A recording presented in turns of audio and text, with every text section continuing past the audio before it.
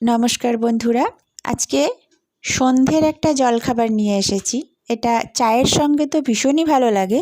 এছাড়াও যদি ডালের সাথে মানে ভাত খাওয়ার সময় যে ডালের সাথে আমরা একটা সাইড ফুড রাখি সেটার সঙ্গেও কিন্তু এটা বেশ লাগবে খেতে।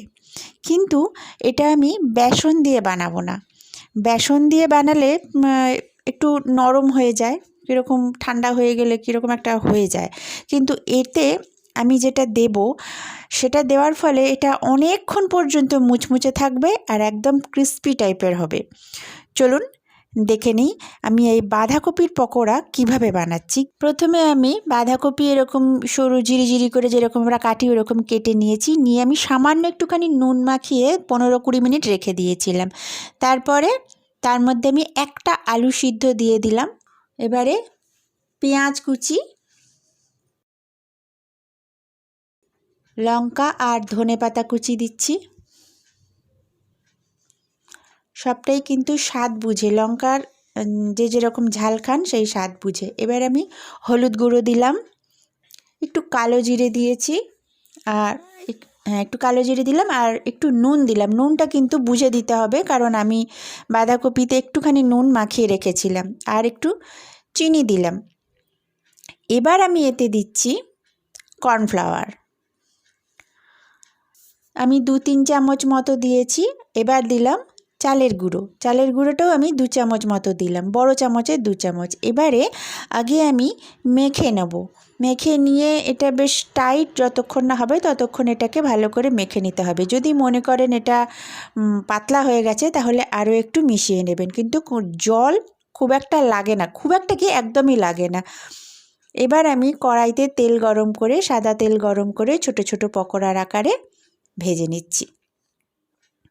খুব কম সময়ে খুব তাড়াতাড়ি এই বাঁধাকপির পকোড়াটা বানিয়ে ফেলা যায় বেসন না দিয়ে। আর অনেকেই আছেন যাদের বেসন খেলে অ্যাসিড হয়, ভালো লাগে না, তারা খেতে চান না। তাদের পক্ষেও কিন্তু এই চালের গুঁড়ো আর কর্নফ্লাওয়ার দিয়ে যদি পকোড়া বানান কোনো রকম কোনো অসুবিধা হবে না। তো এভাবেই মাঝারি আঁচে এই পকোড়াগুলোকে বেশ লাল করে ভেজে নিতে হবে।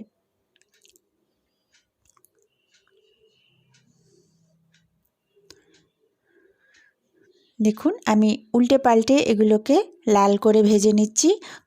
বেশি আঁচে কিন্তু এগুলো ভাজা যাবে না, তাহলে কিন্তু পুড়ে উঠবে আর ভিতরগুলো কাঁচা থেকে যাবে। তাই খুব হালকা আঁচে এগুলোকে এপিট ওপিট করে লাল করে বেশ ভেজে নিয়ে তুলে নিতে হবে। দেখুন আমার ভাজা হয়ে গেছে। এবার এগুলো পরিবেশনের জন্য একদম রেডি। চায়ের সাথে কিংবা সস দিয়ে কোনো অতিথি এলে তাদেরকে পরিবেশন করলে দারুণ খুশি হবে তারা।